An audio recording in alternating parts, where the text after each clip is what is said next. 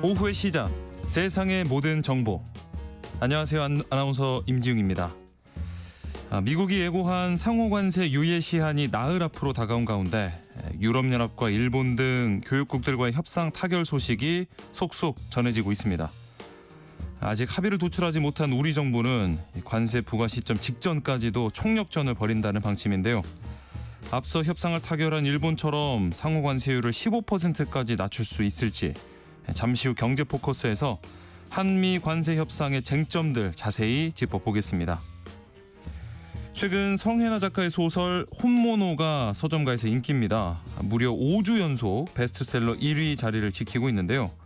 오늘 이다혜 북마크 시간엔 소설 혼모노로 주목받고 있는 성혜나 작가의 작품 세계로 여러분을 인도해드리겠습니다. 궁금하신 분들 계속해서 함께해 주시죠. 저희 방송은 KBS 일라디오 유튜브 채널을 통해서 실시간으로 시청과 참여가 가능합니다. 여러분의 많은 관심 부탁드리면서 KBS 세상의 모든 정보 지금 시작합니다.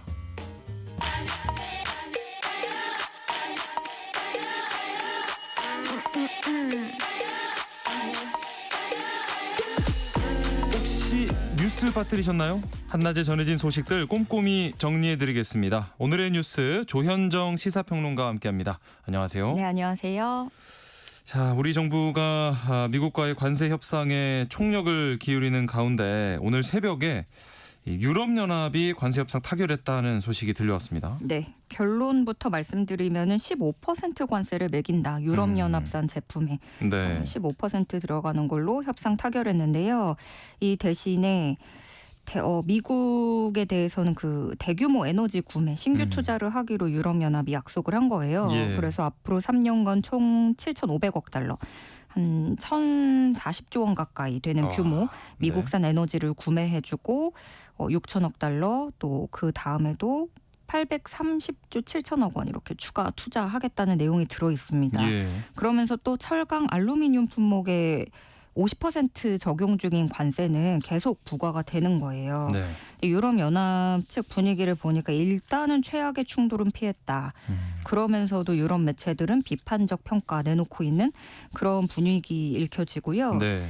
지금 일본, 유럽연합 이렇게 대규모 무역 파트너들 협상 잇따라 타결을 했잖아요. 네. 이제 우리 차례죠. 근데 아직 남아있는 주요 국가들이 있습니다. 우리나라뿐만이 아니라 캐나다, 멕시코, 인도 등이 있고 중국하고는 오늘 내일 이렇게 걸쳐서 스웨덴에서 무역 회담을 하는데 네. 이게 순서상 사실상 중국을 우선시하는 거죠. 미국으로서는 미중 간의 관계도 있고 하니까. 그래서 네. 우리한테 주어진 시간은 사실 별로 없습니다. 그렇죠. 예. 그런데 이 상호관세 함정이 있다면 먼저 첫 번째는 그거예요. 모든 나라가 없던 거를 부과받은 거예요. 그렇죠. 없던 건데 이거를 어떻게든 좀 깎아달라고 약간 사정하는 상황이에요. 네, 뭐 15% 받아서 조금 받았다 깎았다 예. 이렇게 안도를 한다고 해도 사실 없던 네. 걸 받은 거잖아요. 그렇죠. 그러면서 또 하나는 이게 그러면서도 각 나라마다 상대적으로 작용합니다. 그러니까 아무리 깎았든 아무리 높든 이게 미국의 물건 팔 나라들이 서로 더 낮은 걸 받아야 우위를 점할 수 있는 거죠. 네. 그러면 유럽연합하고 일본이 15% 상호관세 받았다. 그러면 우리도 이 15라는 숫자에 아무래도 얽매일 수밖에 그렇죠. 없게 되는 거예요. 네.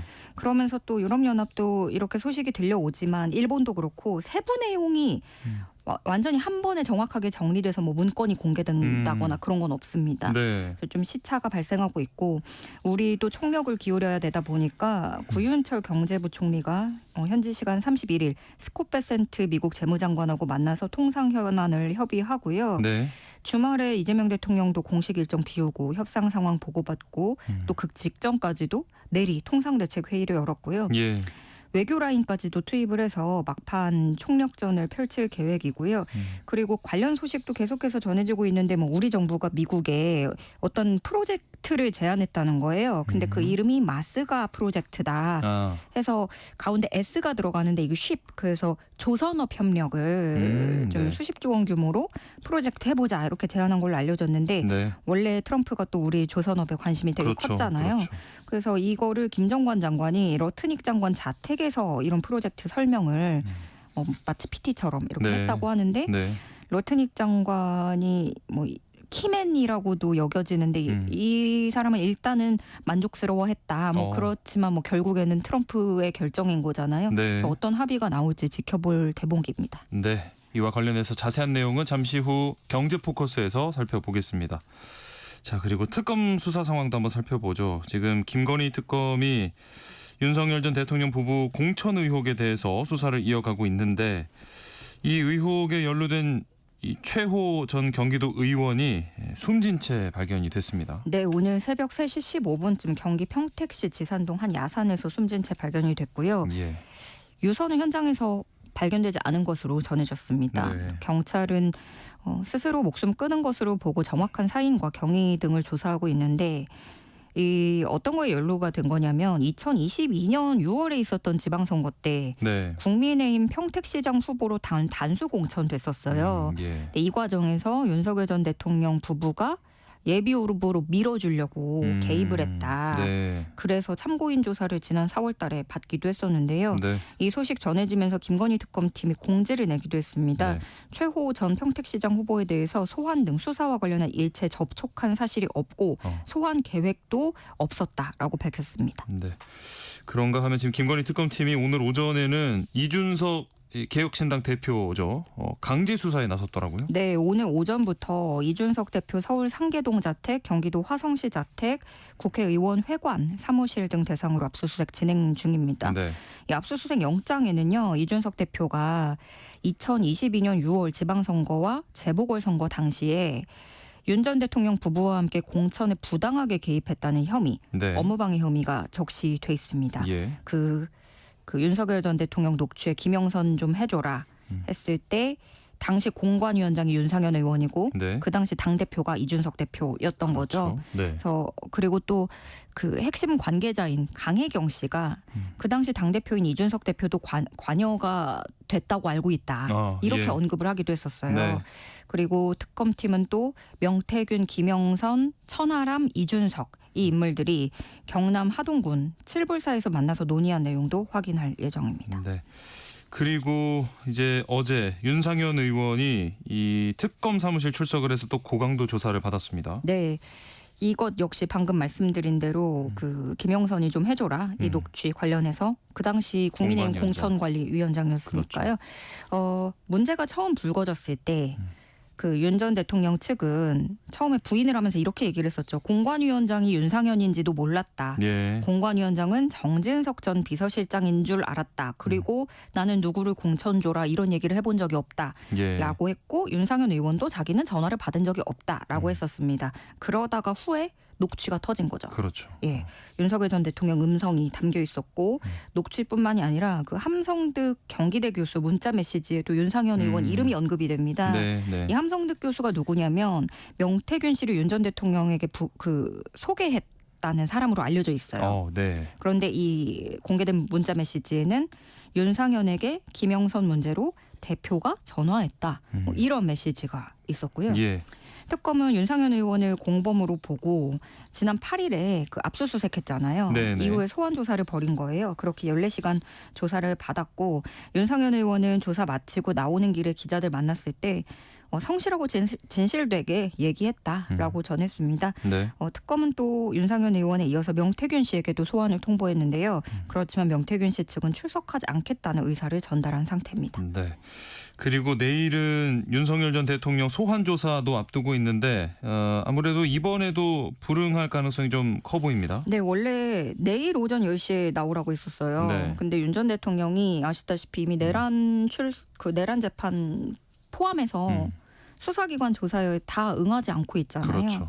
그리고 김건희 여사한테는 다음 달 6일에 대면 조사 요구했는데 네. 이미 김건희 여사 측은 나의 휴식 일정을 보장해달라. 혐의별로 별도로 쪼개서 조사를 해달라. 그리고 조사는 오후 6시를 넘기지 말아달라. 이렇게 요구를 한 상태란 말이에요. 네. 그러니까 법조계에서는 그 윤 전 대통령도 계속 자기 이제 아프다 이렇게 얘기하는 것도 불출석을 위해서 어떤 명분 쌓기를 하고 있다라고 분석을 하고 있고요. 네. 그래서 결과적으로 이 부부의 출석이 이루어질지는 지금으로선 미지수입니다.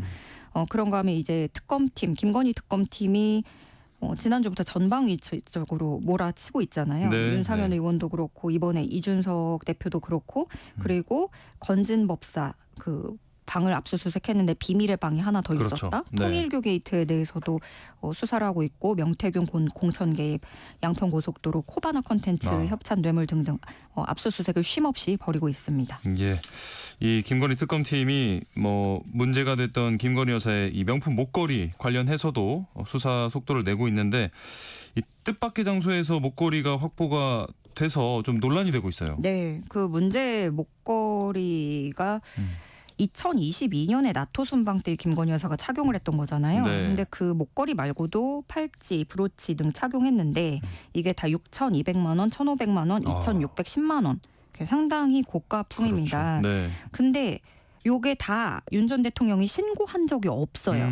네. 원래 공직자윤리법 4조에 따르면 배우자까지도 등록 의무자고 네. 이게 하나당 500만 원 넘으면 신고를 하게 돼 있거든요. 예, 근데 전혀 뭐 등록되지도 신고되지도 않았던 거예요. 네. 그래서 그 당시 문제가 되니까 대통령실에서는 뭐 이제 뭐 빌린 거였고 뭐 하나는 소상공인한테서 산 거다 이렇게 얘기를 했었어요. 근데 네. 이것도 처음에는 그 나토 순방 현지에서 빌렸다. 그랬죠. 네. 이랬었다가 특검팀이 압수수색하는 과정에서 이게 목걸이가 어딘가에서 나왔는데 네. 그게 김건희 여사 오빠의 장모네 집에서 나온 예. 거예요. 그러니까 네. 사돈집인 거죠. 그렇죠. 물건이 거기로 가 있기가 좀 쉽지도 않고. 이런 또 고가품이. 예, 네. 그리고 이 해명도 계속 바뀌었던 게 뭐 2점은 빌리고 1점은 구매한 거다. 네. 근데 그 1점은 소상공인한테서 모조품을 산 거다. 뭐 이렇게 말도 계속 바뀐 거고요. 예. 그리고 모조품이 이게 진짜여도 문제고 가짜여도 문제인 게 물건이요. 네. 모조품이요. 네. 네, 모조품이라고 하면 그 영부인이 순방 공식 행사에 가서 그 모조품을 샀다. 그러니까 이거는 가격을 얘기하는 게 아니고 그렇죠. 어떤 재산권이라든가 그런 저작권의 문제 네. 이런 게 있는 거잖아요. 예. 그래서 외교적 논란의 소지를 나올 수 있는 거고 모조품을 그러면 왜 착용했는가 이유에 대해서는 다른 영부인들이 다 착용하는데 안 할 수 없었다라는 입장을 내놓은 걸로 알려져 있습니다. 네. 그리고 또 하나는 이제 모조품이든 아니든 그것이 왜 사돈집에 보관돼 있었을까 이게 문제고요. 네. 그리고 자택에서 발견된 샤넬 신발도 좀 미스테리합니다. 네. 샤넬 신발이 총 12켤레 나왔고 그거를 특검팀이 사진에 찍어갔다고 하는데 원래 그러니까 뭐 목걸이부터 해서 브랜드는 되게 많은데 이 샤넬 이 부분은 뭐냐면 유정옥 전 대통령실 행정관이 이 매장 가가지고 다른 가방하고 신발로 교환했다고 한 교환을 매장이 여기잖아요. 예. 근데 그 당시에 기록은 250mm로 바꿔갔다. 신발 사이즈를 그렇게 네. 바꿔갔다는 건데 집에서 나온 7켤레 신발이 260짜리더라. 뭐 라는 겁니다. 예.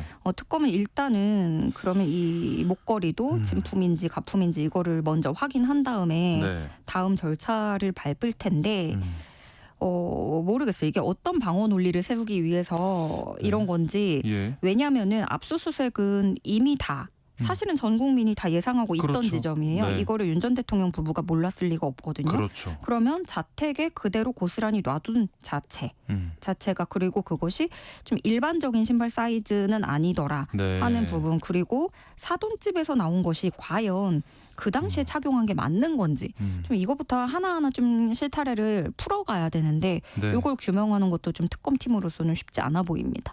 지금 타이밍에 이곳에서 이렇게 나온 그 의도가 뭔지 조금 궁금해지는 부분입니다. 한낮의 교양 파트너 지금 여러분께서는 세상의 모든 정보와 함께하고 계십니다. 자, 최근 홍준표 전 대구시장이 이 2021년 국민의힘 대통령 선거 경선 과정에서 특정 종교 세력의 지원이 있었다 이런 폭로를 해서 국민의힘 내부 혼란이 좀 증폭되는 모습입니다. 네, 홍준표 전 대구시장의 주장인데요. 윤 전 대통령이 국민의힘 내부에서 대선 후보로 선출될 수 있었던 건 통일교 신천지 이런 교인들이 대거 당원으로 가입했기 때문이다. 네. 이런 주장을 펴는 거예요. 네. 그 당시에 윤 전 대통령 측 총괄본부장이 권성동 의원이었거든요. 예. 권성동 의원이 곧바로 반박글을 씁니다. 네. 저는 경선 기간 동안 특정 종교하고 결탁해서 조직적인 투표 동료를 한 사실이 없고 허위 사실을 유포한다면 법적 대응에 나서겠다. 이렇게 불쾌함을 표시했고요. 네. 그렇지만 뭐 홍준표 전 시장이 멈출 사람도 아니고 멈출 거였으면은 처음에 그런 글을 안 썼을 것 같아요. 네. 네. 다시금 글을 쓴 게 뭐냐면 내가 2022년 8월에 이때 대구시장으로 있을 때 신천지 교주 이만희 씨를 만났다. 예. 만났는데 신천지 신도 10만여 명을 국민의힘 책임당원으로 가입시켜서 윤석열 후보를 도왔다. 그리고 그건 윤석열 후보가 검찰총장 시절에 신천지 압수수색을 2번이나 청구 못하게 막아줘서 그 은혜를 갚기 위해서 책임당원으로 10만여 명 신도를 가입시켰다라고 이만희의 입에서 나왔다. 직접 들었다는 거죠. 네. 들었다라고 홍 전 시장은 주장을 하고 있는 겁니다. 네. 그러면서 지금도 그 신도들 상당수가 여전히 국민의힘에 남아서 책임당원으로 활동을 하고 있다는 거고 신천지뿐만이 아니라 유사 종교 집단들이 상당수 들어와 있는데 거기에는 전광훈 목사의 자유통일당 당원들도 이중당적으로 있다. 이런 주장을 펼친 겁니다. 네. 그래서 그러니까 권 의원이 반박하니까 홍준표 전 시장은 이제 좀 더 구체적인 스토리를 풀어낸 거죠. 일화를 풀어낸 건데 네. 이런 폭로전에 좀 당내에서도 당황스럽다라는 반응이 나오고 있어요. 조경태 국민의힘 의원 같은 경우에는 우리가 이거 파악할 수 있는 내용들이 아닌데 그런 게 있다라고 하면은 우리 당이 많이 오염된 거 아니냐 이런 언급을 했었고요. 그 당시 당대표였던 게 바로 개혁신당 이준석 의원인데 신천지가 가입했다고 하더라도 투표권을 갖기 어려웠을 것이라면서 조직적 가입이 통계상 잡힌 기억은 없다 이렇게 밝히기도 했습니다. 네. 마지막으로 좀 짧게 더불어민주당 상황도 살펴보겠습니다. 당대표 뽑는 경선 일주일도 채 남지 않았는데 지금 경쟁이 좀 치열해지면서 과열 조짐도 살짝 보이고 있어요. 네, 지금 뭐 당원들 사이에서 비방전까지 오가면서 달아오르고 있는데요. 그 박찬대 후보 같은 경우에는 그 강선우 장관 후보자 사퇴 당일에 사퇴를 종용하는 메시지를 띄웠잖아요. 네. 그러면은 이거 대통령 마음이 명심이 여기로 가나 이런 해석들이 붙었는데 그런데 또 이제 정청래 후보를 지지하는 일부 당원들은 비난을 하고 있고 피해 받았다는 보좌진들까지 비난을 하는 양상이에요. 그런데 정청래 후보는 그 강선우 후보자 사퇴한 이후에도 강선우 후보자를 감쌌습니다. 근데 이거 정청래 후보가 모르고 그러는 거 아니거든요. 네, 그래서 사실 두 사람의 전략, 두 후보의 전략인 거고 지금까지 공표된 투표 결과만 보면 정청래 후보가 압승한 걸로 나오잖아요. 박찬대 후보로서는 또 다른 승부수를 더 세게 던져도 이게 잃을 게 없는 상황이기 때문에 차라리 나는 승부수를 띄운다 이런 모습으로 가는 거고 두 후보는 서로 차별화에 나서면서 연일 각을 세우고 있습니다. 그러나 이제 좀 비방이라든가 너무 이런 과열되는 측면이 있어서 민주당 중앙선관위가 좀 브레이크를 거는 모습이고요. 협조 요청을 하면서 후보들도 서로의 지지자들을 좀 우리 좀 이제 그렇게 하자 진정시켜보는 그런 모습들이 나오고 있습니다. 네, 오늘의 뉴스 여기까지 하겠습니다. 지금까지 조현정 시사평론가와 함께했습니다. 고맙습니다. 네, 고맙습니다. KBS 1라디오 세상의 모든 정보 함께하고 계신 지금 시각 12시 38분입니다. 이 시각 교통정보 알아보겠습니다. 네, 이 시각 교통정보입니다. 휴가지 방향으로 고속도로 교통량 늘고 있습니다. 서울 양양고속도로 양양 방향, 강일에서 남양주 요금소, 또 화도에서 서종 부근까지 각각 정체입니다. 더 가서는 내촌 부근에서도 정체가 되기 시작했고요.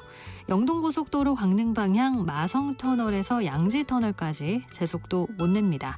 강원권에선 원주 분기점부터 8km가량 정체고요. 서울 시내는 올림픽대로 하남 방향 노량진 수산시장에서 청담대교까지 정체가 심해졌습니다. 성수대교 부근 4차로에 고장난 차 멈춰 있으니까 주의하시고요. 더 가서는 구리 암사대교 부근에서 3차로를 막고 차선 그리기 작업 중이라 부근에서 정체입니다. 반대 공항 방향으로도 광진교 1차로에서 작업 중이라 차선 변경 잘 하시고요. 이후에는 성수대교에서 한강대교까지 밀립니다. KBS 교통정보센터에서 임초희였습니다.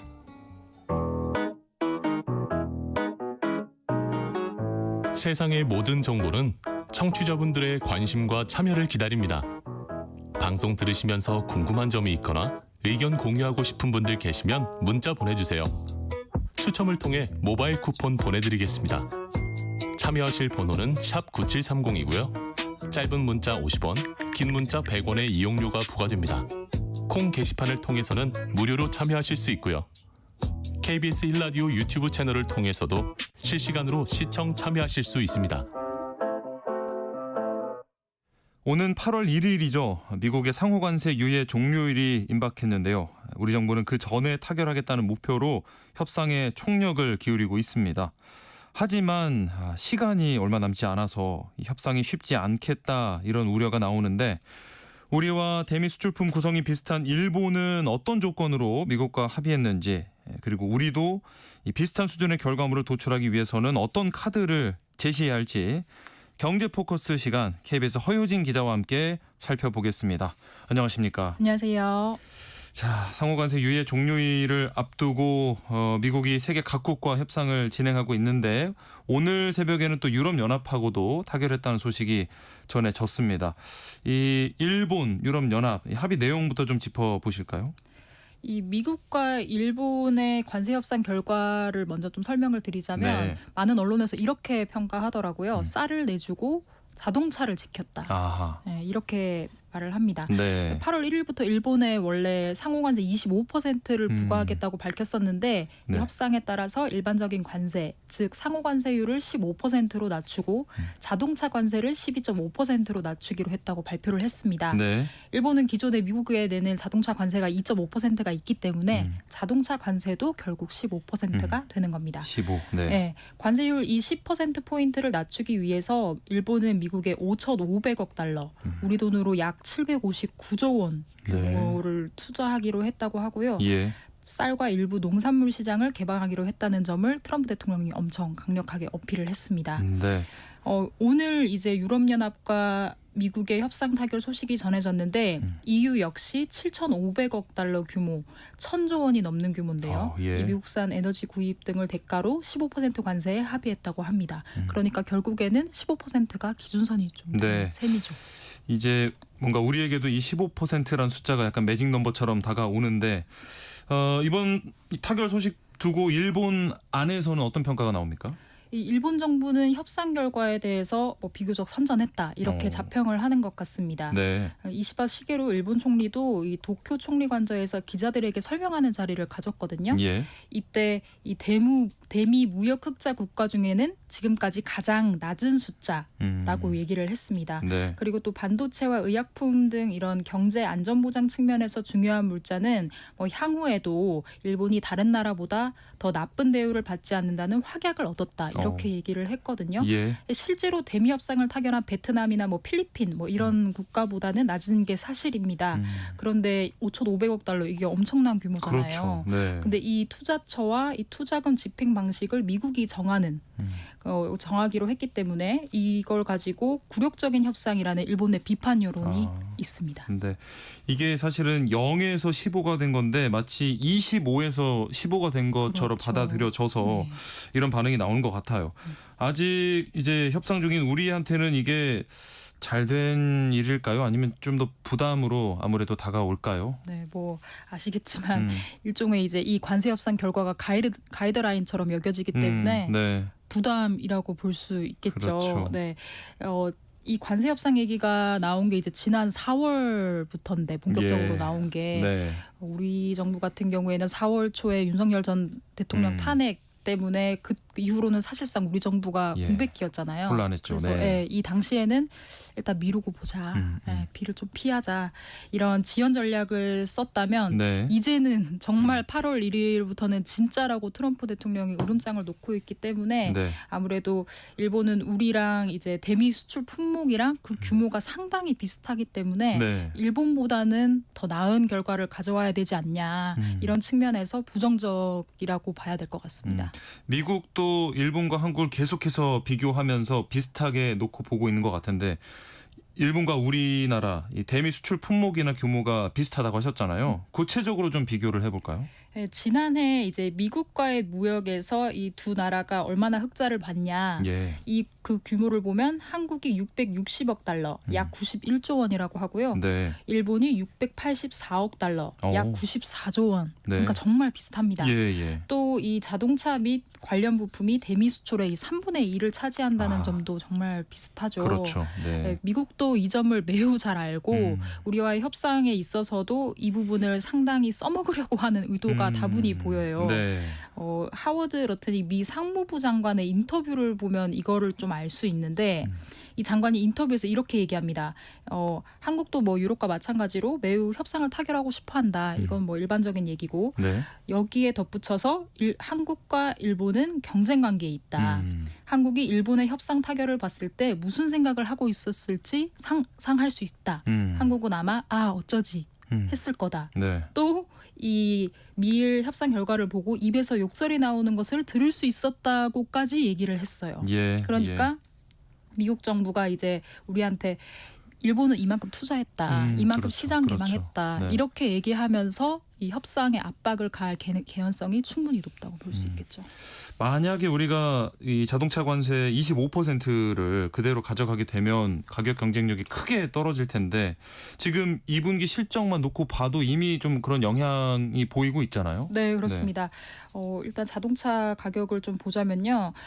미국 시장에서 도요타와 혼다, 일본 차와 네. 이제 우리 현대기아차 상당히 경쟁자거든요. 네, 네. 그래서 이제 현대차 소나타와 도요타 캠리를 좀 비교를 해 보자면요. 네. 소나타의 미국 판매가가 26,900달러라고 합니다. 예. 캠리는 28,700달러라고 하거든요. 비슷해요. 네, 소나타가 약 6% 정도 그래도 저렴하죠.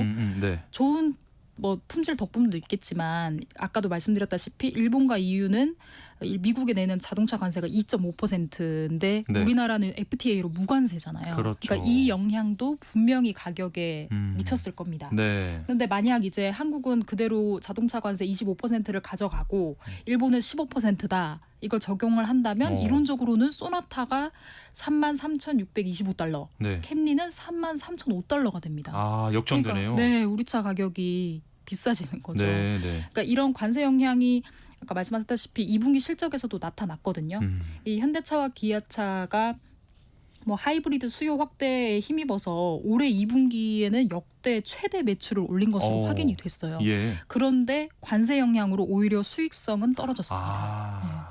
기아는 이제 지난해 같은 기간에 비해서 영업이익이 24% 줄어들었다고 어이구. 하고요. 예. 현대차도 15% 넘게 줄었다고 합니다. 그런데 이건 시작에 불과하다는 게 더 예. 문제인데 네. 2분기는 그나마 이제 미국에 이미 들어가 있는 이미 이제 무관세로 들어가 있는 이 재고를 팔아서 이 관세 비용을 아꼈다면 3분기부터는 정말 이 관세 부담이 본격화한다는 예상이 나오고 있습니다. 네. EU 자동차도 아까 말씀드렸다시피 15%로 타결을 했잖아요. 그렇죠. 네. 그래서 우리도 더더욱 이 자동차 품목 관세만큼은 최소 15%로는 방어를 해줘야 한다는 업계 얘기가 나옵니다. 아무래도 아까 말씀해 주신 것처럼 대미 수출의 3분의 2를 차지하는 게 이 자동차 관련이기 때문에 자동차 15%만큼은 진짜 꼭 지켜야 될 것 같은데 쟁점별로 좀 더 살펴보면 우리도 일본처럼 결국에는 뭐 유럽연합처럼 대규모 투자를 약속해야 낮은 관세율을 좀 얻을 수 있다는 얘기잖아요. 네. 우리가 제시할 수 있는 수준은 어느 정도일까요?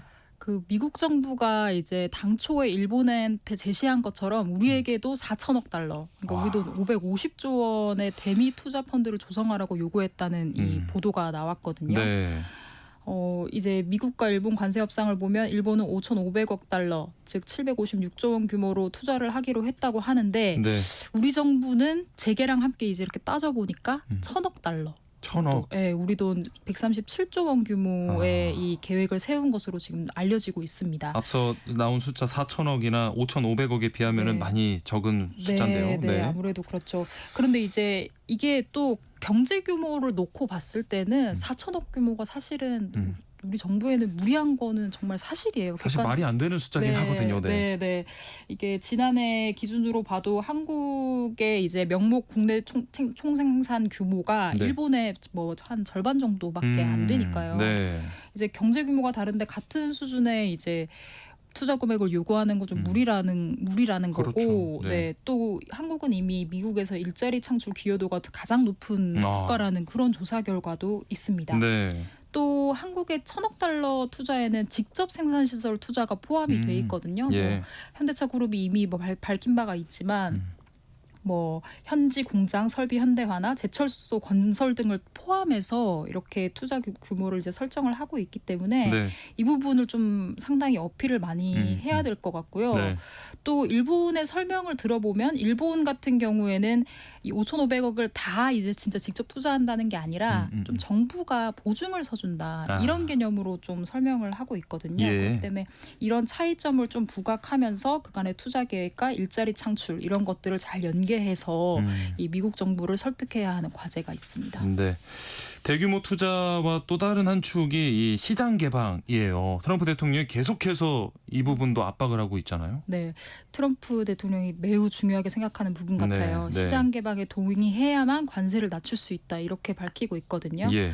우리가 계속 이제 거론을 하고 있는 이 시장 개방 분야는 크게 쌀과 이제 30개월령 이상 소고기입니다. 네. 뭐 농가뿐만 아니라 전체적인 여론을 감안해야 하는 분야인 건 사실이고요. 네. 근데 이제 일본 같은 경우에는 관세 없이 들여오는 쌀의 총량 이 연간 77만 톤이라고 하는데 이 가운데에서 이 미국의 비중을 늘린다는 거거든요. 네. 네. 근데 우리나라 같은 경우에는 국가마다 이제 별도 조약을 맺어서 좀 이 쌀 수입 비중을 정해놨기 때문에 일본처럼 좀 재량을 발휘하기는 좀 쉽지 아하. 않은 분야이긴 합니다. 네. 그런데 어쨌든 지금까지의 좀 보도를 종합해 보면 정부가 쌀 수입을 좀 확대하는 부분을 좀 전향적으로 생각하고 있는 것으로 네, 보이고 있습니다. 네. 자, 농축산물 시장 개방 문제 하면 진짜 우리나라에서는 뭐 어쩔 수 없이 가장 민감한 문제가 될 텐데 이걸 좀 막아내면서 관세율 인하를 끌어낼 수 있는 어떤 카드가 다른 게 없을까요? 네, 경제 포커스에서 여러 차례 좀 얘기를 했었는데 조선밖에 좀 답이 없는 역시. 것 같아요. 네. 네, 김정관 산자부 장관과 러트닉 상무부 장관 회담에 대해서 이제 대통령실이 이렇게 설명을 했거든요. 네. 미국 측의 조선 분야에 대한 높은 관심을 확인하고 양국 간 조선 협력을 포함한 상호합이 가능한 방안을 만들어 나가기로 했다. 네. 이렇게 얘기를 했습니다. 미국이 가장 중점을 두고 있는 분야가 이제 제조 부흥이고 네. 또 중국을 견제하기 위해서는 이제 이 조선 분야를 부흥시켜야 되거든요. 그렇죠. 그 점에 있어서 우리가 어떤 협력안을 제시할지가 이번 관세 협상 결과의 향방을 가를 것으로 좀 보입니다. 네. 네, 그래서 이제 국내 조선 빅3 기업들과 같이 이제 구체적인 협력안을 이제 미국에 제시할 것으로 보이고요.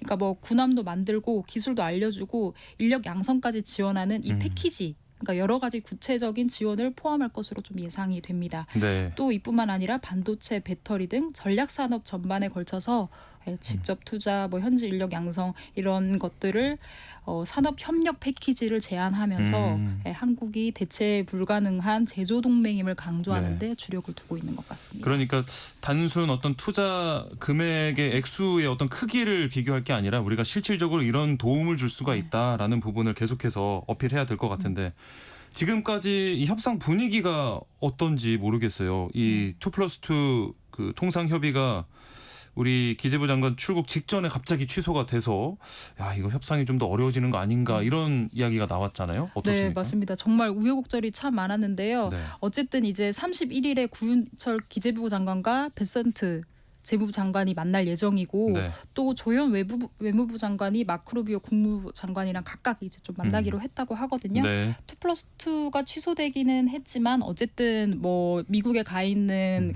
고위 관료들이 정말 열심히 총력을 다하고 있는 것 같아요. 네.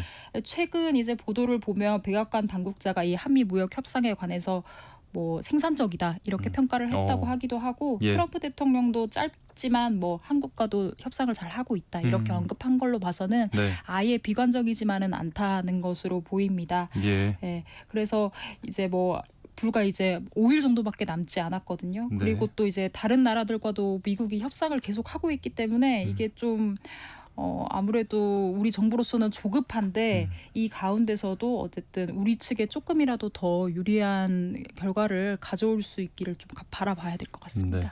지금 멀리서 이렇게 조용히 진행이 되고 있고 전해지는 내용들이 적다 보니까 굉장히 불안한 마음으로 지켜볼 수밖에 없는데 이번 주 안에 꼭 좋은 소식이 들려왔으면 하는 바람입니다. 세상의 모든 지식 월요일 경제 포커스 오늘 여기까지 하겠습니다. KBS 허효진 기자였습니다. 고맙습니다. 감사합니다. KBS 세상의 모든 정보 1부 순서 여기서 마무리하고요. 이어지는 2부에서는 사건 사고 뉴스를 살펴보는 하프타임 뉴스 준비되어 있습니다. 또 따끈따끈한 신간부터 오랫동안 사랑받는 고전까지 보물 같은 책만 선별해드리는 이다혜 북마크, 그리고 음식에 담긴 역사까지 맛보는 한 끼 실록 코너까지 기다리고 있으니까요. 계속해서 많은 청취 부탁드리겠습니다. 2부에 다시 돌아오겠습니다.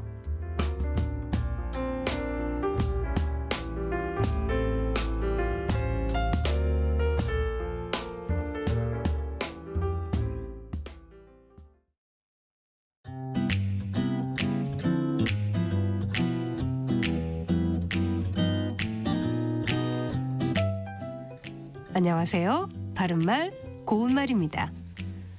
우리말 동사 다잡다에는 여러 가지 뜻이 있는데 그중 다그쳐 단단히 잡다를 기본 의미로 합니다. 농부는 다시금 괭이를 다잡았다. 엄마는 칭얼대는 아이의 손을 다잡으며 젠걸음을 놀렸다 같이 쓸 수 있습니다. 다잡다의 뜻 가운데 단단히 다스리거나 잡돌이하다라는 것이 있는데요. 감독은 일꾼들을 다잡아 일을 시켰다.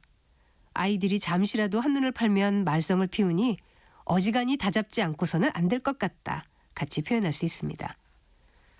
뜻풀이 중에 잡돌이하다라는 표현이 있었는데 잡돌이하다에는 단단히 준비하거나 대책을 세우다, 또 잘못되지 않도록 엄하게 단속하다 같은 뜻이 있습니다. 그래서 자식을 엄하게 잡돌이하다 같이 말할 수 있는데요. 잡돌이라는 표현보다 단돌이라는 표현으로 쓰는 분들이 더 많지 않나 싶기도 합니다. 그런데 단돌이라는 말은 일을 진행하는 순서나 방도 또는 그 절차를 뜻하는 일본어 표현입니다. 이것을 우리말 표현으로 바꿔본다면 물론 상황에 따라 달라질 수는 있겠지만 대개 채비나 단속 같은 말로 쓸 수 있습니다. 예를 들어 아들 단돌이를 잘하시오 같은 경우에는 아들 단속을 잘하시오라고 한다든지 아들 잡돌이를 잘하시오로 바꿔 말할 수 있겠습니다. 지금까지 바른말 고운말 아나운서 국혜정이었습니다.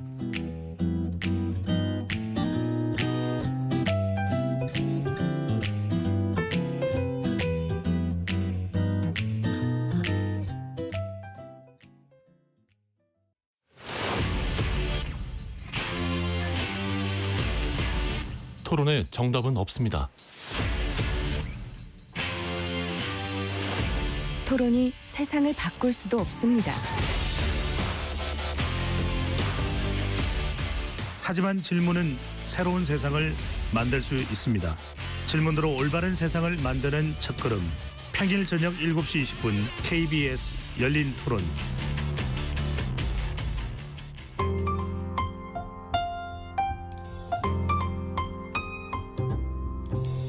어떤 하루 보내고 계신가요?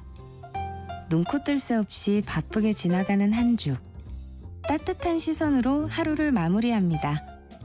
당신을 위한 지식 쉼터. 오늘 밤 일라디오. 월요일부터 금요일. 매일 밤 10시 5분에 시작합니다.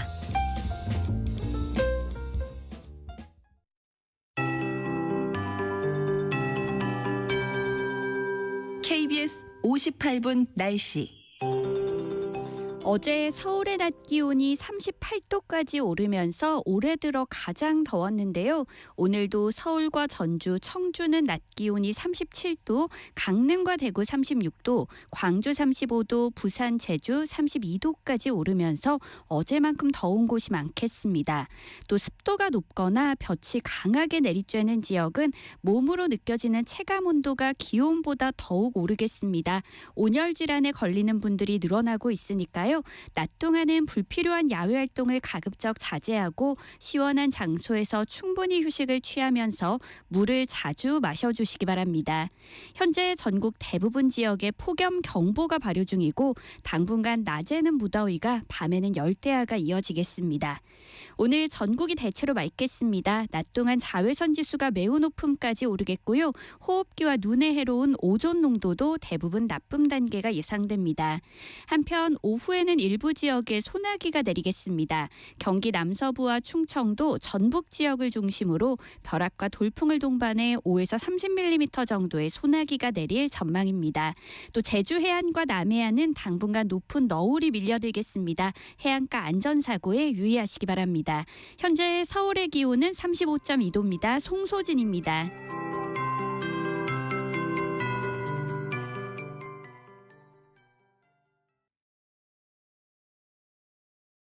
정성을 다하는 국민의 방송 KBS가 한시를 알려드립니다. AM 711kHz, FM 97.3MHz, KBS 1라디오입니다. HLKA.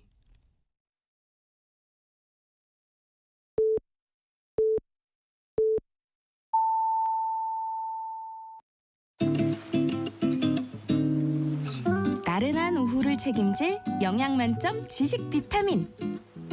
세상의 모든 정보.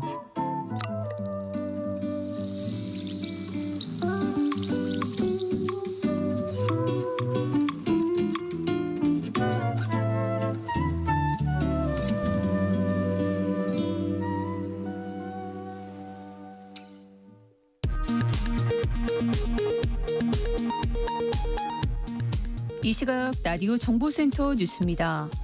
미국과 유럽연합이 관세 협상에 합의했습니다.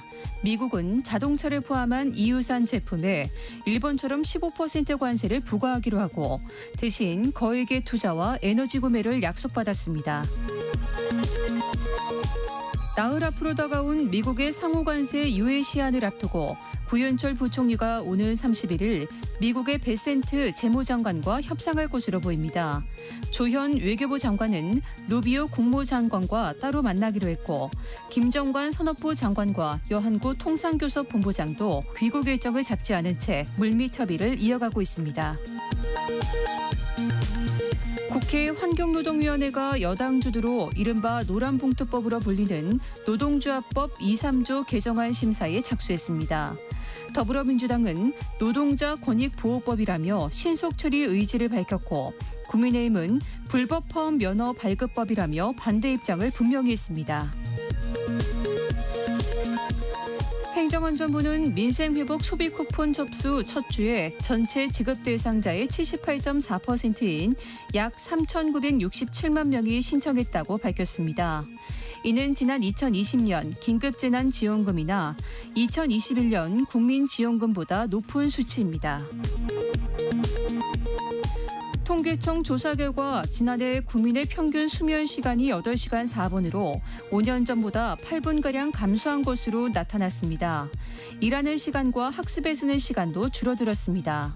반면에 방송이나 인터넷 같은 미디어 이용 시간은 2시간 43분으로 5년 전보다 17분가량 늘었습니다. 지금까지 라디오 정보센터 뉴스 정한나였습니다.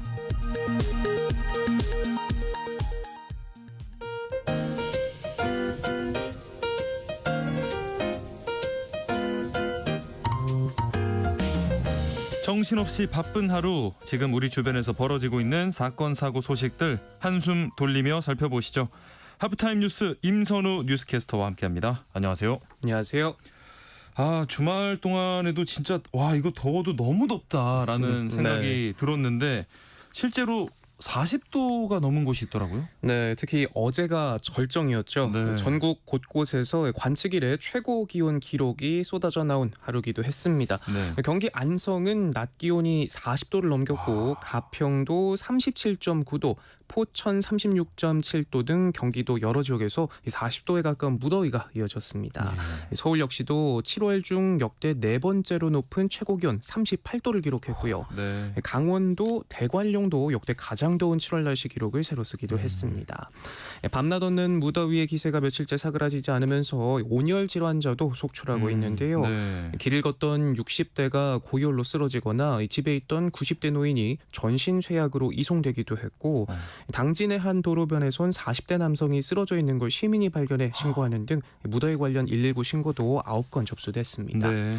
불볕더위를 식히기 위해 시민들은 저마다 바다며 계곡이며 시원한 곳을 찾아 헤맸는데 부산 해운대와 광안리 해수욕장에는 30만 명이 넘는 인파가 몰렸고요. 와, 네. 강원도 내 83개 해수욕장에도 하루에만 42만여 명의 피서객이 찾는 등 이번 주말에만 80만 명이 강원도를 찾았다고 합니다. 네. 또 따가운 햇살을 피해 시원한 실내에서 휴일을 보내려는 사람들이 몰리면서 쇼핑몰과 도서관, 영화관 등도 주차장 입구마다 긴 줄이 늘어서기도 했고요.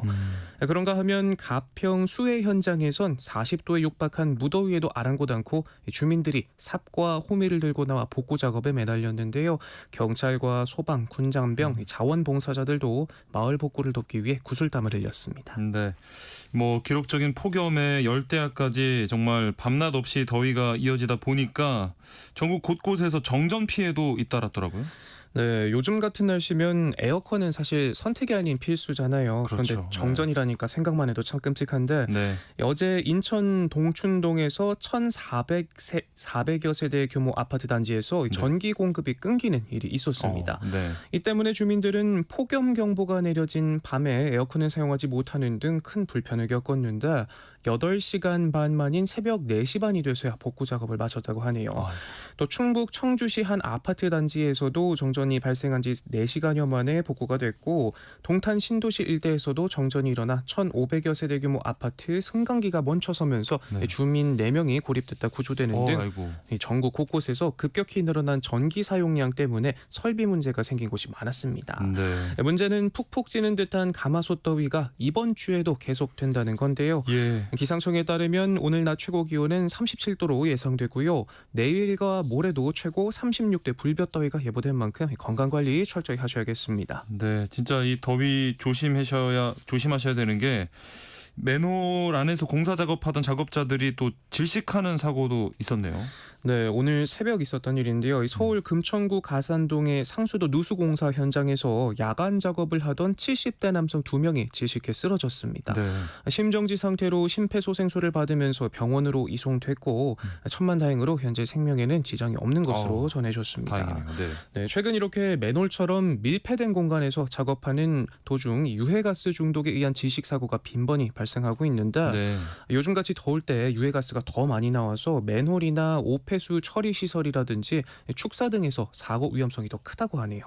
그러니까 이런 무더위에도 일을 쉴 수 없는 분들이 참 걱정인데 가스 점검원 분들도 그 고충이 만만치 않다면서요? 네, 40도에 육박한 날씨에도 매일 오전 9시부터 오후 6시까지 땡볕 아래 정해진 구역을 돌면서 계량기를 검침하는데 할당된 업무량이 있기 때문에 하루에 많게는 3만 보까지도 걷고 매달 평균 4,100여 가구를 돌려본다고 합니다. 네.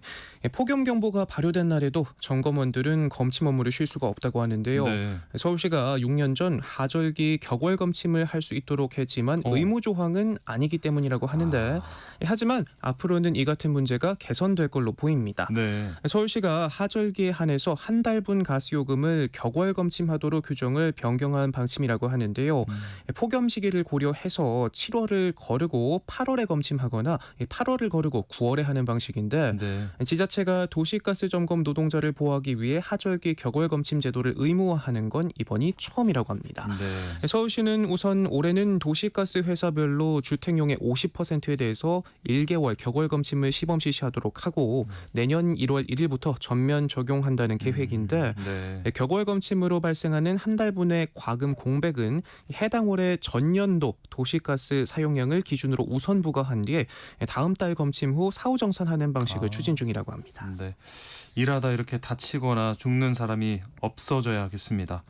자, 이렇게 연이은 폭우와 폭염으로 이 농산물 수급에 빨간불이 켜졌다는 소식 연일 전해지고 있는데 벌써 이 추석 밥상 물가까지 자극할 수 있다는 우려가 나오네요. 네, 요즘 부쩍 이거 올랐다 저거 올랐다 하는 소식만 전해드리는 것 같아서 제가 다 죄송스러운데요. 네. 그런데 또 올랐습니다. 아이고. 한국농수산식품유통공사에 따르면 25일 기준 배추 한 포기 가격은 5,400원을 넘어서면서 평년 대비 7% 가까이 올랐고요. 예. 한 달 전 3,000원대였던 것과 비교하면 50% 넘게 올랐습니다. 네. 배추는 서늘한 곳에서 잘 자라는데 대표적인 생산지인 대관령마저 앞서 살펴본 것처럼 33도를 넘어서면 올라오면서 네. 연거푸 사상 최고 기온을 새로 쓰는 상황인지라 요즘 보면 비싸기도 비싸고 흐물흐물해지는 이 무름병도 많아 지난해처럼 금배추 현상이 반복될 수 있다는 우려까지도 나오고 있습니다. 네.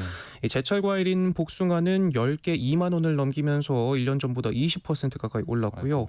한 통에 3만 원을 바라보는 수박도 약 15%, 참외도 20% 가까이 오르는 등 무더운 날씨와 다르게 지갑에는 휑한 찬바람만 가득하겠습니다. 네. 폭염과 집중호우는 추석 과일 가격에도 영향을 줄 것으로 보이는데요.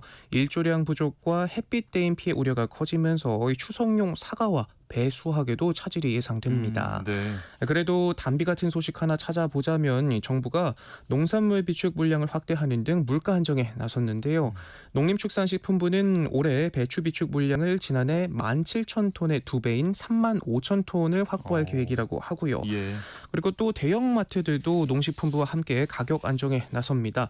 지난 17일부터 3주간 농축산물 할인 지원 행사를 진행 중인데 마트 자체 할인에 정부 지원을 더하는 방식이라고 하네요. 네. 그리고 해수부가 여름 휴가철 수산물 소비를 촉진하기 위해서 다양한 할인 지원 행사를 개최하기로 했는데요. 오늘부터 다음 달 21일까지 열리는데 마트와 온라인몰 등에서 국산 수산물을 구매할 때 최대 50%를 할인받을 수 있다고 하고요. 네. 또 다음 달 1일부터 5일까지는 전국 101개 전통시장에서 온누리 상품권 환급 행사도 진행된다고 하니까 참고하시면 좋겠습니다. 네, 이런 거 잘 챙기셔서 좀 저렴하게 장 보시면 좋겠습니다.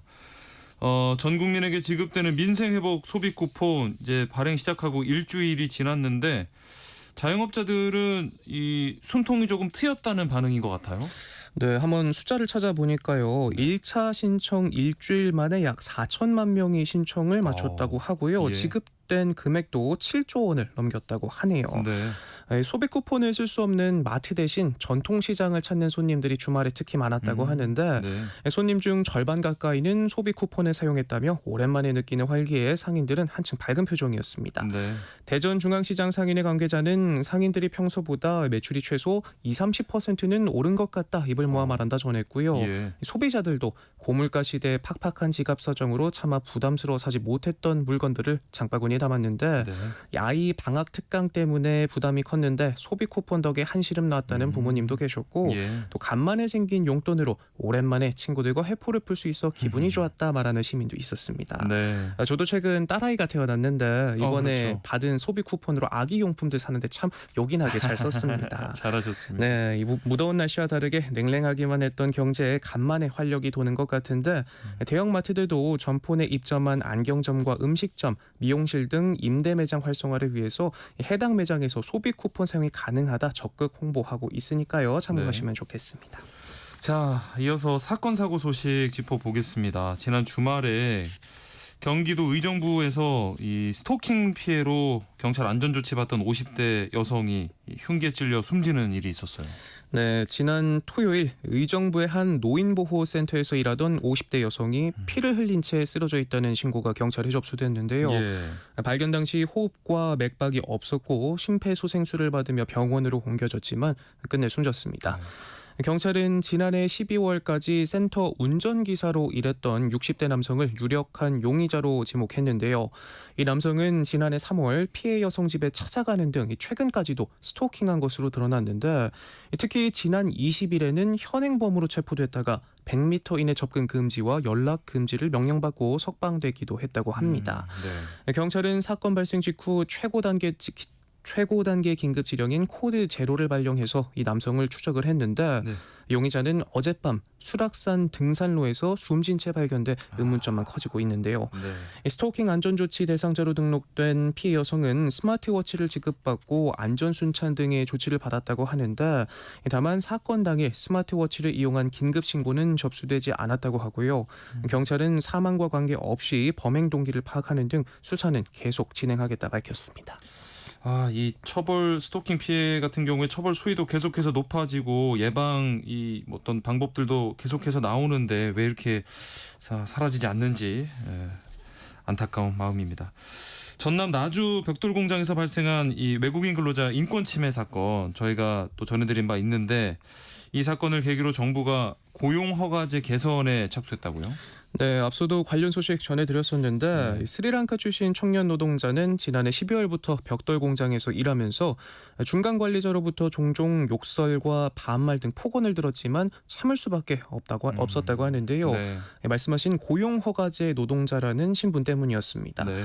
현행 고용허가제 구조상 외국인 노동자는 3년의 체류기간 동안 사업장 변경이 3회로 제한되고 변경 사유도 근로계약 종료나 부당처우 등 제한된 경우에만 인정이 되는데 이마저도 노동자 스스로 입증해야 한다고 하고요. 네. 또 승인을 받더라도 90일 안에 새 일자리를 구하지 못하면 결국 강제 출국 대상이 됩니다. 예. 또 이직을 하기 위해선 이른바 사장님 허락까지도 받아야 해서 실제로 악덕 사업주들은 이직 허가 문서에 서명을 해주는 대가로 수백만 원을 요구하거나 허가를 해주지 않는 경우도 있는 만큼 외국인 노동자들은 나쁜 일투에서 도망칠 자유조차 없는 셈입니다. 네. 이렇게 이번 사건을 통해 외국인 고용제도 곳곳에서 허점이 드러났는데 고용부는 외국인 근로자가 부당하고 위험한 근무 환경에 놓이면 원활한 이동할 수 있도록 고용허가제를 개편하겠다 밝혔습니다. 네. 마지막 뉴스로 요즘 이 날이 너무 더워서 그런지 모기를 보기가 힘들거든요. 근데 여름 모기가 아니라 가을 모기가 기승을 부릴 수 있다고요. 네, 여름철 불청객인 모기가 올해는 이상하게 얌전하죠. 네. 7월 말이 다 돼가는데도 평소 같으면 윙윙 소리에 짜증내면서 모기 퇴치자를 찾던 시기인데 올해는 모습을 감춰버렸습니다. 네. 강한 햇볕과 더위 때문에 모기가 주로 번식하는 물웅덩이가 메마르면서의 개체수가 줄었다고 하는데요. 네. 서울시 모기예보에 따르면 현재 모기 발생 지수는 2단계인 관심 수준에 머물러 있는데 통상 7월 중순이면 주의나 불쾌 단계까지 올라가던 것과는 대조적입니다. 네. 하지만 전문가들은 여름 모기가 보이지 않는 게 마냥 반가운 일만은 아니라고 경고하는데요. 작년에도 여름철 폭염과 폭우로 모기가 줄었다가 9월 말부터 가을 모기가 기승을 부린 전례가 있기 때문인데 말라리아를 옮길 수 있는 모기도 조금씩 많아지는 추세라 경기 북부 5개 시군과 인천 강화도에는 말라리아 경보가 발효되기도 하는 등 모기 없는 여름을 만끽하면서도 가을 대비는 미리 해두시는 게 현명할 것 같습니다. 네. 하프타임 뉴스 임선우 뉴스캐스터와 함께했습니다. 고맙습니다. 고맙습니다.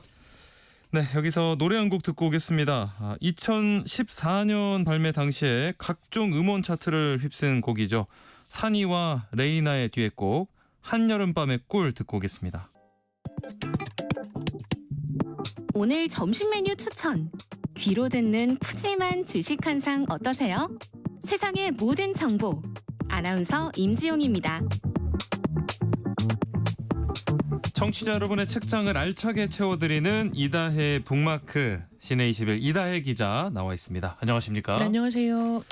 자, 이번 주는 작가 한 사람을 정해서 작품 세계를 살펴볼까 하는데 최근에 이 베스트셀러 1위에 계속 올라있는 젊은 작가가 있다고요. 네, 성애나 작가의 혼모노라고 하는 책이 지금 베스트셀러 1위에 꾸준하게 올라 있는데요. 네. 뭐 종이책, 전자책 할 것 없이 다 뜨거운 반응을 얻고 있고 네.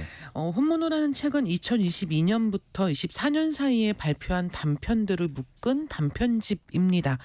근데 아마 이 책 이전에는 성애나라는 작가 잘 모르시는 분들이 훨씬 더 많았을 것 같아요. 네네. 근데 이 책이 굉장히 지금 호응을 얻고 있는 거죠. 그러니까요. 어떤 책이길래 이렇게까지 이렇게 인기를 끌고 있는지 궁금한데 일단은 제목이 좀 눈길을 끌긴 해요. 혼모노. 네, 한국말이 아니죠. 예.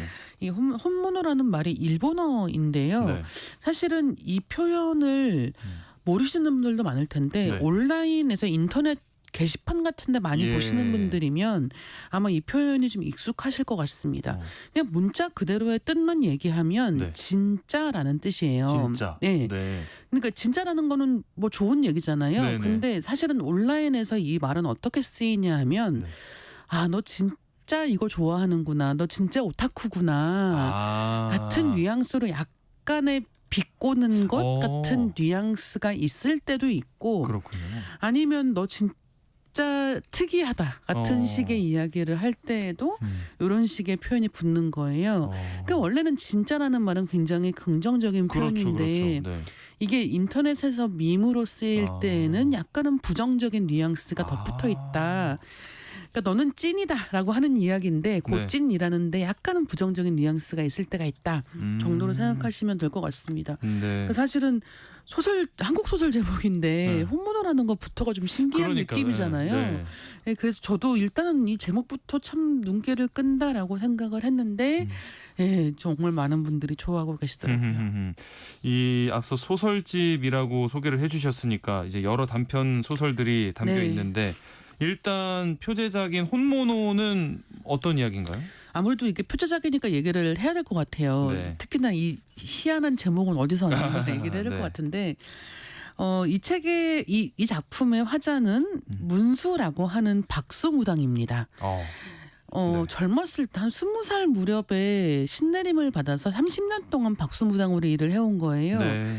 그리고 그동안 정말 꾸준하게 점사를 잘 맞춘다라고 얘기를 듣기도 했고 네. 뭐 굿도 많이 하고 이런 사람이었습니다. 예. 근데 이 소설이 딱 시작을 하면 어떻게 시작하냐면 이제 맞은편 집에 젊은 무당이 하나 이사가 왔어요. 네. 근데 이 사람이 이 무당이 지금 햄버거를 먹고 있습니다. 근데 네. 그걸 보면서 이 주인공이 야 말이 돼?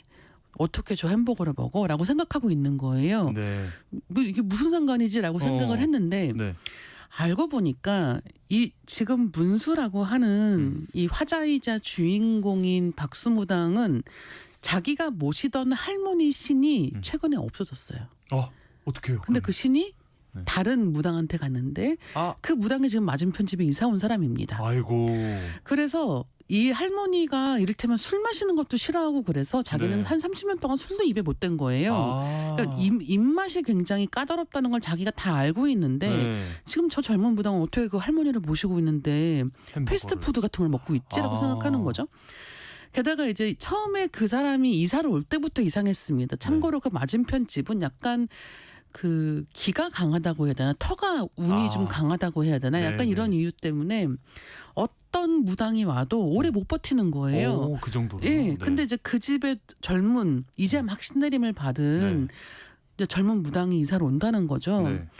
그래서 이게 무슨 일이야라고 생각을 했는데 이제 그 집 그 무당하고 무당 부모 되는 분들이 네. 이제 인사로 온 거예요. 예, 그래서 그냥 예. 간단하게 이런저런 얘기를 하는데 그 무당이 얘기를 하는 거죠. 여기에 오라고 해서 왔다. 너네 집 맞은편에 일부러 왔다. 그러니까 자기가 익숙한 30년 동안 이 몸에 있었으니까 네, 네. 30년 동안 여기가 익숙하다는 거예요. 그래서 그 할머니가 오라고 해서 왔다고 얘기를 하는 거죠. 네. 문제는 뭐냐면 이 주인공 문수는 자기가 지금 신이 더 이상 자기한테 할머니가 없다는 그렇죠. 것을 밝히면 안 되는 거예요. 그렇죠, 그렇죠. 자기 밥벌이를 지금 해야 되는데 근데 문제는 뭐냐면 자기도 이게 긴가민가 했었는데 얼마 전에 굿을 하다가 그만 손을 벤 거예요. 팔을 칼로 이렇게 그었는데 베면 안 되는데 이게 확 베면서 피가 난 거죠. 네. 그러니까 이제 그게 구경 왔던 사람들이 영상으로 찍어서 올리고 하면서 소문이 난 거예요. 그렇죠. 그러니까 이 사람은 뭔가 이제 아닌 것 같아라는 소문이 돌면서 네. 이제 일을 할 수가 없게 되는 거죠. 네. 그래서 이제 이 문수는 어쩌면 나는 뭐야 어떻게 살지라는 생각을 하고 있는데 심지어는 자기에게 오랫동안 그 굿을 맡겨왔던 국회의원인가가 자기한테 안 맡기는 거예요. 그리고 그 맞은편 집 안 돼. 예, 무당이 그 일을 하게 됩니다. 예. 그리고 그 구판이 벌리는데 문수가 찾아가요. 네. 그래서 어떻게 될 것인가. 이게 이제 마지막 장면의 이야기인데요. 네, 네. 그러니까 이제 이 제목 혼모노라고 하는 제목은 사실은 소설을 읽어보면 그 할머니 신이 입버릇이에요. 말버릇으로 옛날 일본말 같은 단어들을 자주 쓰는 거예요.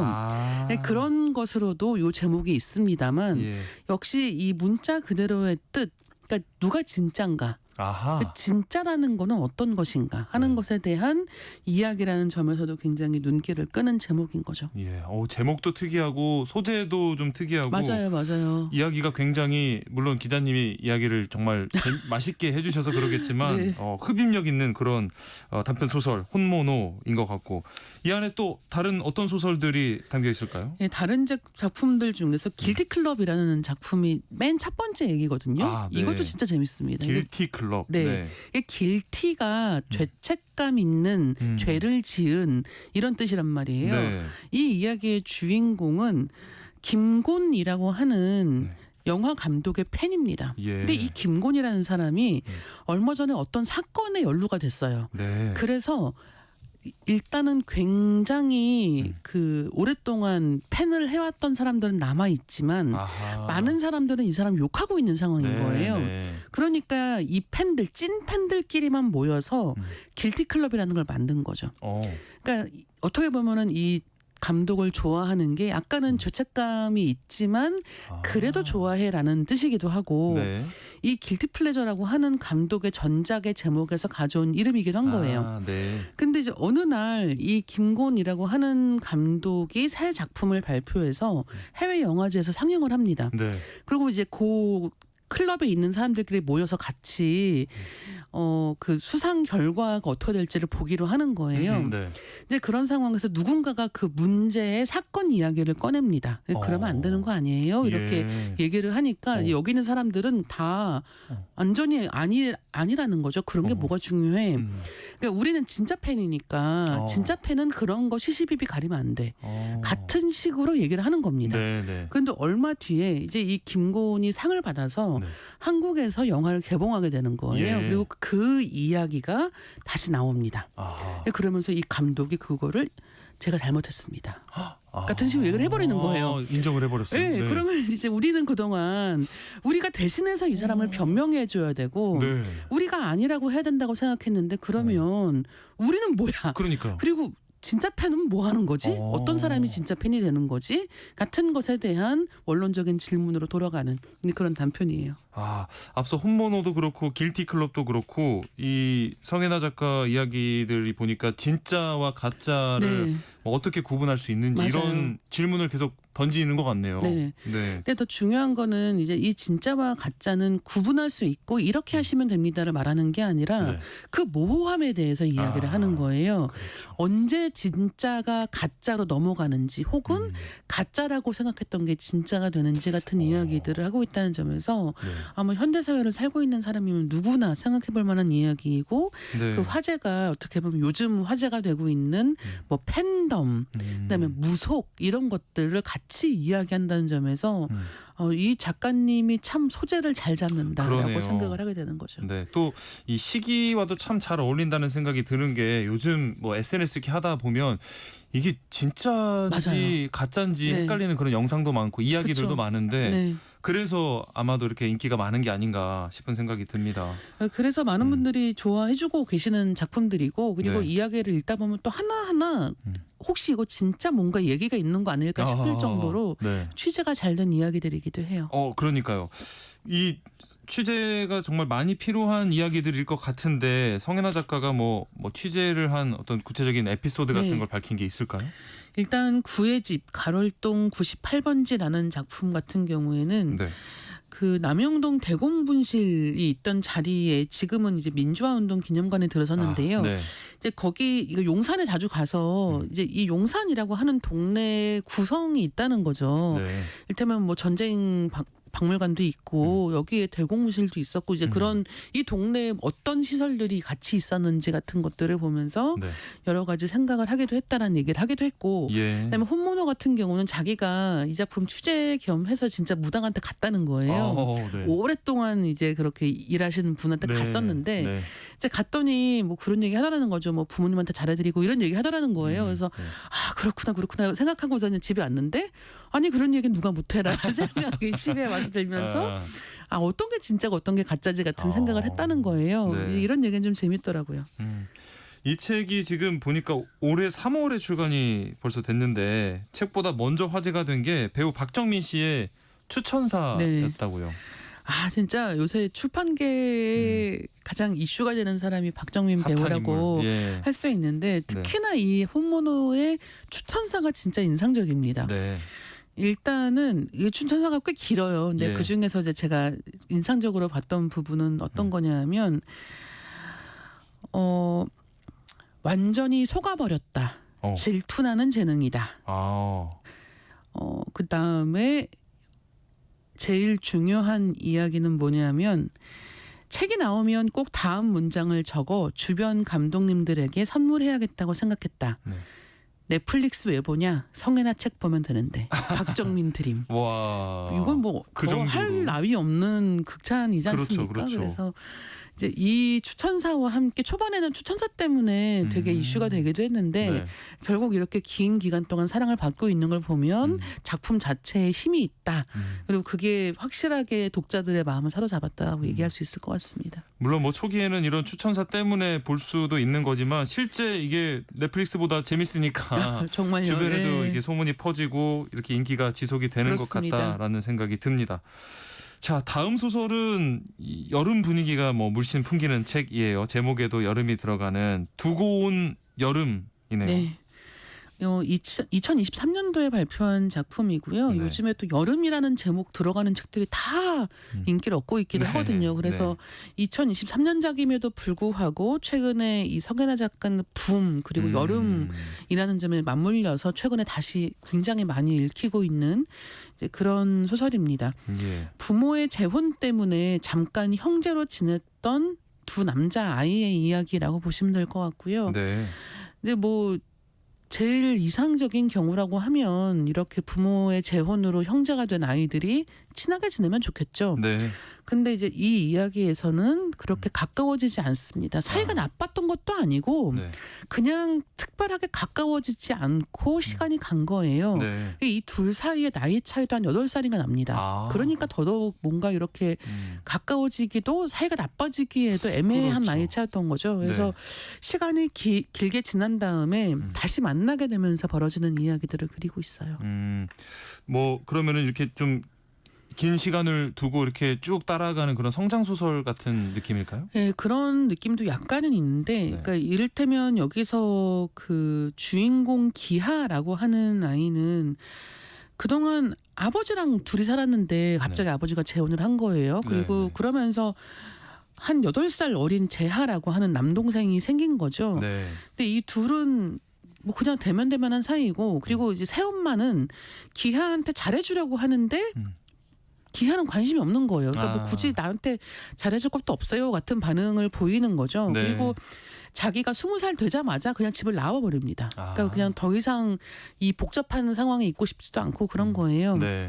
근데 그런 다음에 시간이 꽤 지나서 그동안 알고 보니까 이제 아버지랑 새엄마는 이혼을 했고 네. 이제 그런 상황에서 그 새엄마하고 재하라고 하는 이붓 동생은 둘이 같이 이제 어떤 사업을 하고 있는 거예요. 네. 이제 그런 걸 알게 되면서 재회하는 이야기입니다. 근데 이게 저 참 이 작품을 보면서 사실은 이렇게 대면대면하게 별 관계 없었던 사람들이 다시 만난다고 무슨 이야기가 있겠어라고 생각을 했는데 이 작품을 보면 이제 그런 얘기가 있는 거예요. 그러니까 이 재하라고 하는 동생 입장에서의 이야기도 있지 않겠어요? 그렇죠. 형이 주인공이라고 했지만 사실은 재하도 재하 인생의 주인공이잖아요. 네, 네.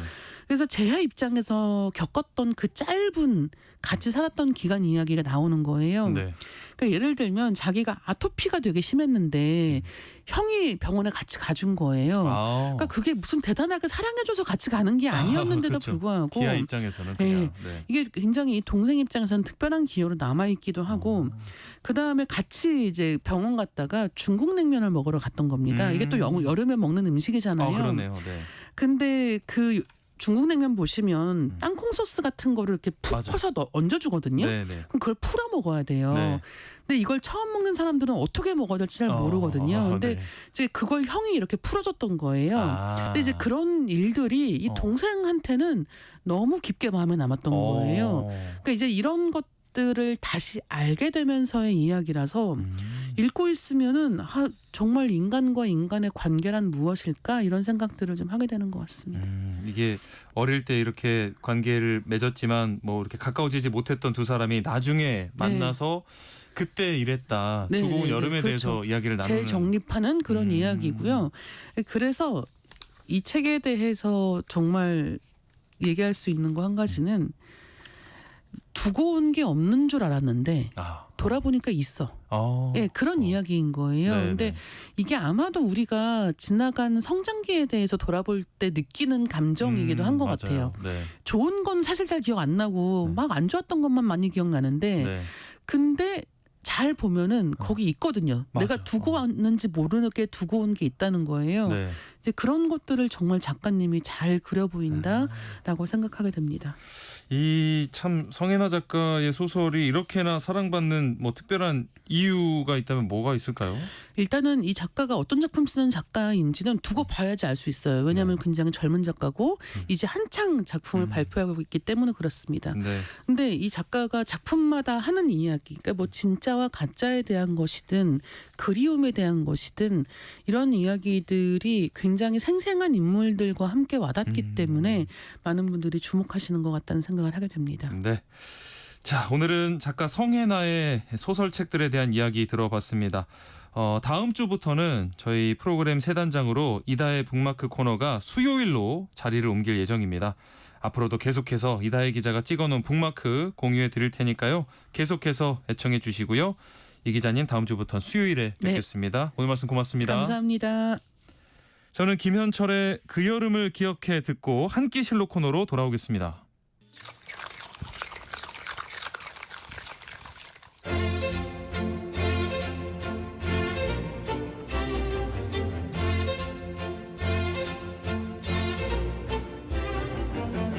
점심 식사하셨나요? 오늘 먹은 점심 한 끼, 그 안에 담긴 구구절절한 역사까지 맛보고 가시죠. 흥미진진 음식 역사 한 끼 실록 이용재 음식평론가와 함께합니다. 안녕하십니까? 안녕하세요. 음식평론가 이용재입니다. 반갑습니다. 네. 자, 지난주에 저희가 라면 얘기를 하고 네. 오늘은 비빔라면 얘기를 한다고 예고를 해주셨죠. 네, 그렇습니다. 지난주였나요? 비가 올 때는 그래도 시원해서 참 좋았습니다만 그치니까 또 엄청난 더위가 찾아왔네요. 네, 지난주에 낮 최고 기온이 37도까지인가 올라가지고 네. 와 이건 비빔면 날씨다. 그래서 이걸 좀 먹어야 되겠다. 그러고 이제 지나가던 마트에 들렀는데요. 뭐 천천히 말씀을 드리겠습니다만 모두들 잘 아시는 원조 비빔면만 품절이었습니다. 그래서 이 원조 파워, 브랜드 파워가 정말 대단하다. 네. 이렇게 생각을 했습니다.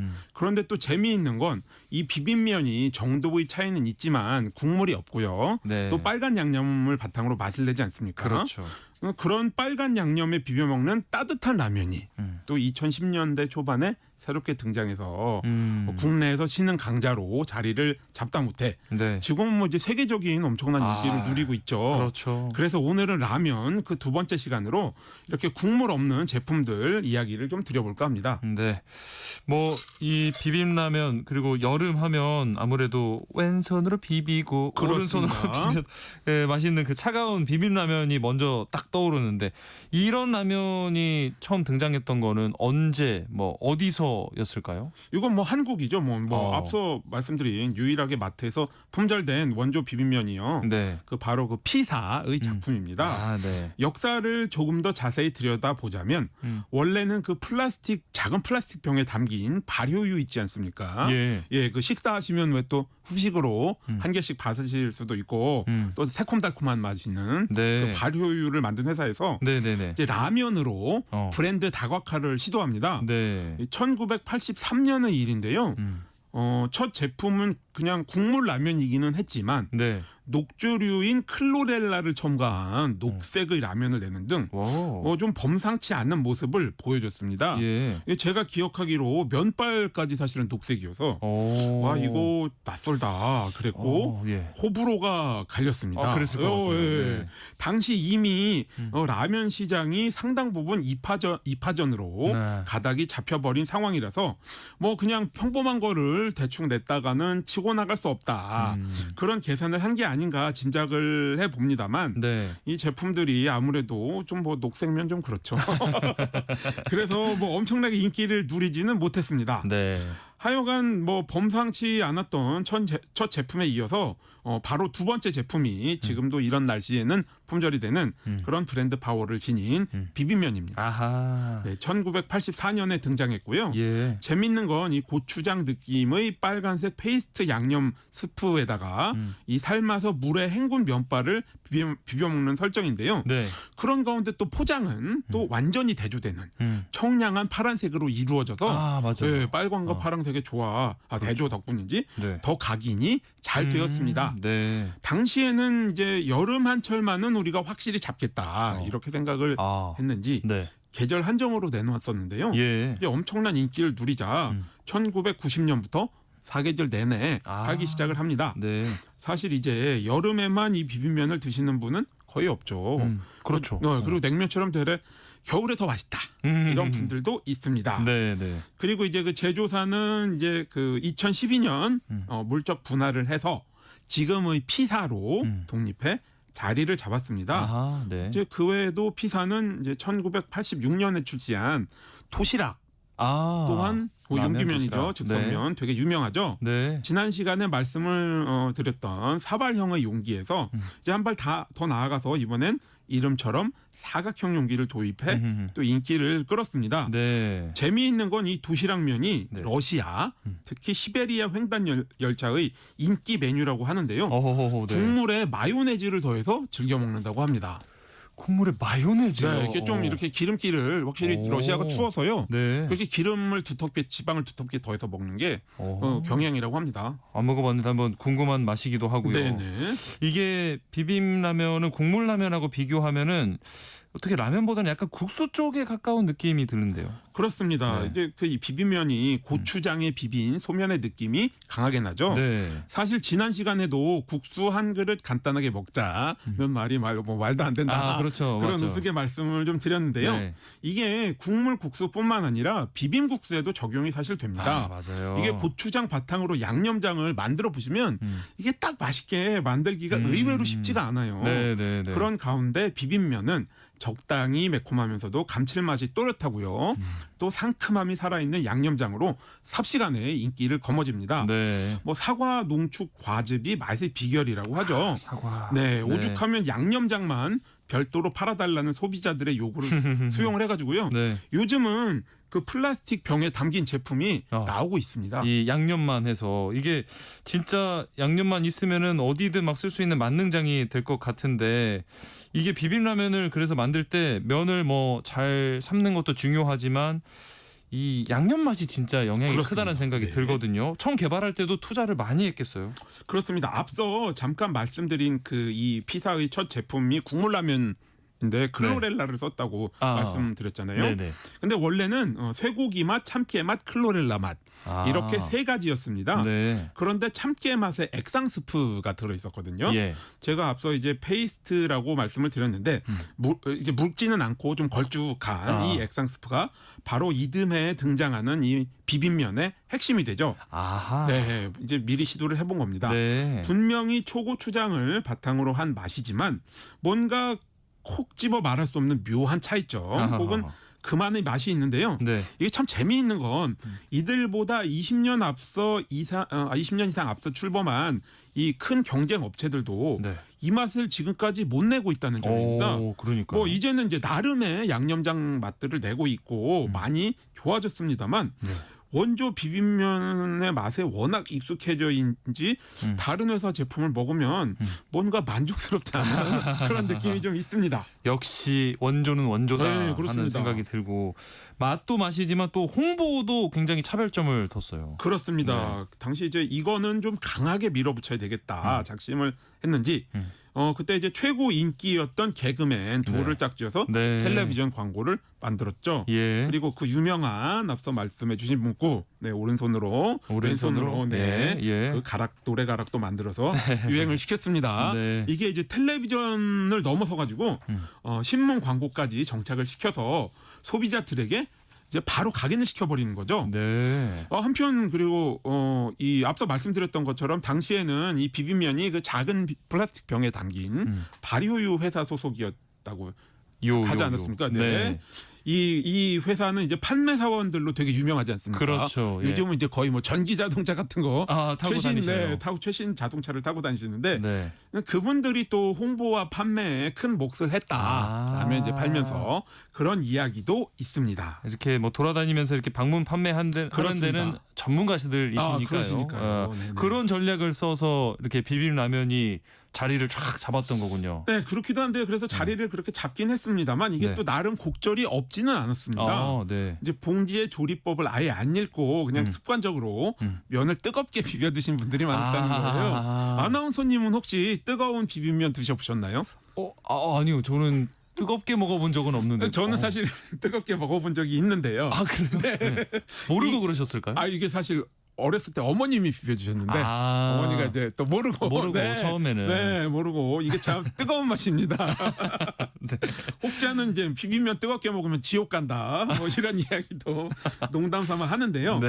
아무래도 제 맛이 아닌 건 확실합니다. 매운 그렇죠. 맛이 더 강하게 느껴지기도 그렇죠. 해요. 네. 아직도 기억을 합니다. 아유, 그래서 네. 사실 항의가 많이 들어왔다고 합니다. 이게 뭐냐, 이게 뭐 이런 음식이 다 있냐. 근데 예. 이제 사실 분명히 이제 조리법에는 찬물에 헹궈서 비벼 드시라 써 있으니까 조리법 안 읽은 분들이 잘못한 거긴 하죠. 네. 아 근데 이렇게 말씀을 듣고 나니까 한번 뜨겁게 한번 해서 먹어봐 하는 저 생각도 말리고 드는데 완전 말리고 그런가요? 싶습니다. 네네. 차갑게 조리법 따라서 먹는 게 좋겠고 이후에 이게 워낙 인기가 많다 보니까 이런 비슷한 국물 없는 비빔라면이 다른 곳에서도 많이 출시가 됐던 걸로 기억이 나는데 결국 살아남은 거는 몇 개가 없는 것 같아요.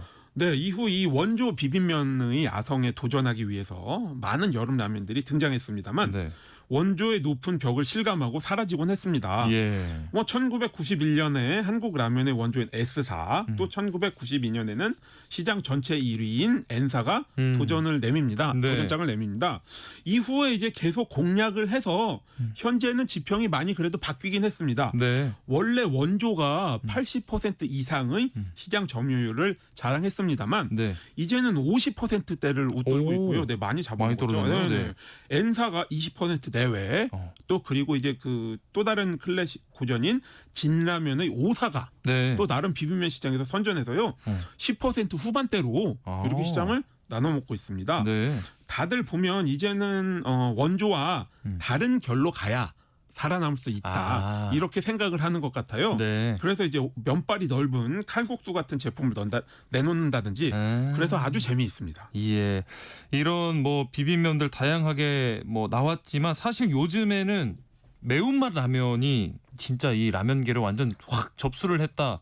이렇게 얘기해도 과언이 아닐 것 같아요. 그렇습니다. 사실 이 차가운 비빔면의 시장 점유율도 N사, P사, N사, O사 이 세 회사가 나눠 먹고 있다고 말씀을 드렸잖아요. 네. 그럼 한국 원조 라면 회사 1963년에 네. 최초로 라면을 낸 S사는 뭐 하고 있냐 네. 궁금해하실 분들이 계실 겁니다. 사실 S사가 정말 한참 고전했죠. 네. 기억이 맞다면 1990년대부터 맥을 못 추기 시작하고 네. 후발주자인 N사에게 1등을 내줬습니다. 예, 예. 뭐 여름 비빔면 시장에서도 나름 괜찮은 제품들을 내놓았습니다만 잘 안 되고 뭐 사장이 된다든 되는 등. 네, 그리고 이제 1980년대에 N사가 이제 지금도 잘 팔리는 대표작이자 고전을 거의 매년 쏟아내는 사이에 네. 정체성을 제대로 확립하지 못하고 많이 휩쓸렸죠. 네. 그러다가 2012년 불닭볶음면이라는 이름처럼 매운맛이 상당한 제품으로 확실하게 다시 일어섭니다. 대박을 쳐죠. 그래서 불닭이 얼마나 매운가 궁금해하실 분들이 꽤 되실 텐데요. 네. 매운맛에도 공식적인 기준이 있습니다. 네, 이것을 네, 네. 스코빌 단위라고 합니다. 네. 간단하게 말씀을 드리자면 이 매운맛을 내는 물질인 캡사이신, 이 캡사이신의 양을 측정하는 단위인데요. 네. 참고로 꽤 매운 청양고추가 4,000에서 12,000입니다. 예. 예. 청양고추. 근데 사실 불닭의 등장 이전에는 매운맛 라면이라고 해봐야 신라면이 2,700으로 1등이었거든요. 아, 네. 네. 그런데 불닭이 청양고추 수준인 4,400 와우. 스코빌 단위의 네. 매운맛으로 정말 화려하게 등장을 했죠. 예. 어느 정도 인기를 끌었느냐면 출시 2년 만인 2014년에 1억 개를 팔았습니다. 그리고 작년 상반기까지 누적 판매량 70억 개. 70억. 네, 누적 매출액은 4조 원이니까 뭐 이건 그냥 엄청난 거죠. 네. 이사 여구가 필요 없는 수준입니다. 사실 처음 이렇게 출시됐을 때 지금처럼 인기가 많으리라고는 저는 상상을 못했거든요. 평론가님은 어떠셨을까요? 뭐 저도 그랬습니다. 이제 네. 한참 동안 이제 한국 라면의 원조인 S사의 고전을 안타까운 마음으로 지켜보고 있었던지라 네. 이 궁지에 몰려서 이 너무 배수진을 친 게 아닌가, 좀 극단적인 맛에 그렇죠. 라면을 낸 게 아닌가 이렇게 우려를 했습니다만 뭐 기후였고 시대상과 잘 맞아 떨어졌다 이렇게 봅니다. 저는 사실 매운 걸 정말 못 먹어서 저도 그렇습니다. 예, 매운맛은 이게 맛이 아니라 고통이다 이렇게 고통이다. 네. 생각하는 편인데 네. 어떻게 생각하실까요? 이게 이런 실제로 이제 미각 쪽의 이론에서 매운맛은 5가지의 맛에서 빠지죠. 네. 네네. 그리고 통각 말씀처럼 이제 고통입니다. 혀가 미세하게 갈라지기 때문에 아픈 거예요. 네. 그런 가운데 이제 이런 고통이 찾아오기는 하지만 이게 죽지는 않기 때문에 죽을 정도로 고통스럽지는 않기 때문에 네. 이제 뇌에서 도파민 분비가 되면서 고통 뒤에 쾌락이 찾아옵니다. 예. 이러한 기전 때문에 매운맛이 인기를 끌고 특히 스트레스 풀기에 좋다고 찾아 드시는 분들도 있죠. 네. 스트레스에 뭐 매운 음식 찾으시는 분들 많잖아요. 그렇죠, 그렇죠. 이러한 경향과 잘 맞물린 게 불닭의 성공 비결이다. 이렇게 보고 있습니다. 사실 서구권에서는 저처럼 이렇게 매운맛에 좀 취약한 경우가 많다고 알고 있는데 어떻게 이 매운맛 라면이 전 세계인을 사로잡게 된 건지 궁금해요. 네, 저는 이제 불닭 유행의 1등 공신으로는 음식을 놓고 버리는 일종의 챌린지, 그리고 이것을 송출을 해주는 틱톡 같은 쇼폼의 시너지 효과를 꼽습니다. 네. 말씀하셨듯 서구권은 매운맛에 약한 편이죠. 근데 이게 하도 맵다고 소문이 나버리니까 사람들의 도전 정신을 불러일으킨 거예요. 맞아요. 네. 그런 가운데 이제 콘텐츠를 만들어서 짧은 기간 동안 인기를 확 끌어모아 보아야 되겠다. 이런 사람들이 쏟아져 나왔죠. 네네. 결국 이제 광고를 공짜로 해준 셈입니다. 맞아요. 사람들이 막 먹고 맵다 난리를 치는 거 막 웃기니까요. 네. 거기에다가 이제 제조업체에서도 인기를 끄는 마당에 올인을 했달까요. 아주 네. 다양한 맛의 제품을 내놓는 한편 그렇죠. 또 매운맛도 다각화를 시켜가지고요. 아까 4,400이라고 말씀드렸잖아요. 네네네. 12,000, 13,000 스크빌 단위까지 키워서 도전의식을 자극한 겁니다. 네. 오죽하면 덴마크였나요? 네. 잠시 이 불닭이 너무 맵다면서 금지시키는 상황까지 벌어졌는데 맞아요. 네, 그래서 사실 이후에 더 큰 인기를 누렸죠. 그렇죠. 네, 참고로 이제 불닭은 전량을 국내 공장에서 만들어 수출하는 상황이기 때문에 현재 트럼프 미 대통령의 관세 정책을 예의주시하고 있다고 합니다. 이제 시간이 1분 남았는데 네. 이게 또 재벌가에서는 드물게 며느리가 뭐 주도해서 성공시킨 작품이다 이런 얘기가 있더라고요. 그렇습니다. 이런 경우가 이제 전무후무하다고 봐도 무방할 텐데요. 네. 불닭은 S사 창업주인 전중윤 명예회장의 며느리 김정수 씨의 업적입니다. 네. 1998년에 삼해항에 입사했는데요. 2010년에 사람들이 땀을 뻘뻘 흘리고 혀를 부채질하면서 매운 철판 닭갈비를 먹는 모습을 보고 착안했다고 합니다. 네. 이런 맛을 라면으로 만들면 어떨까 생각한 거죠. 현재 이제 부회장이고요. 네. 평론가님은 차가운 비빔라면, 이열치열 매운맛 라면 중에 어느 쪽이실까요? 저는 뭐 원조 비빔면의 팬입니다. 아하. 전 원조를 좋아하는 편이라서요. 저도 조금 원조 쪽이 차가운 게 그나마 차가운 게 먹을 만한 것 좋습니다. 같습니다. 네. 한 끼 실록 오늘 이야기 여기서 마무리하겠습니다. 지금까지 이용재 음식평론가와 함께했습니다. 고맙습니다. 네, 감사합니다. 세상의 모든 정보 오늘 순서 여기서 마무리하겠습니다. 저는 내일 다시 찾아뵙겠습니다. 여러분 행복한 오후 보내세요. 지금까지 아나운서 임지웅이었습니다. 고맙습니다.